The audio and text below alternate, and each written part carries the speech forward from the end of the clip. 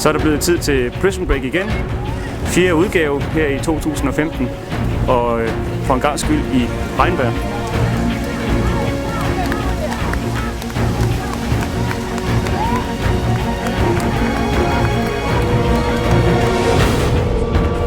Det har regnet hele formiddagen.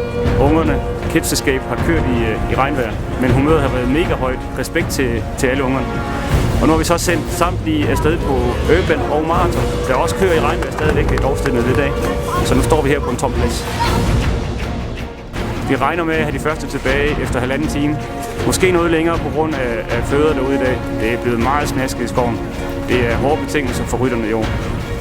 På den anden side der er jo også guf for en rigtig MTB at komme ud og blive lidt beskidt, så det bliver et legendarisk Prison Break her i 2015. En rigtig hård flugt.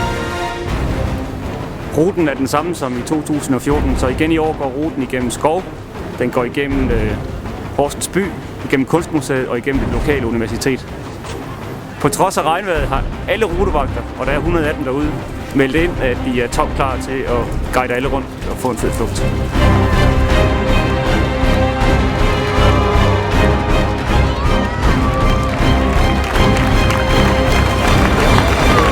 Og her har vi ham, Skate King og vinder af Horsens MTB Prison Break 2015.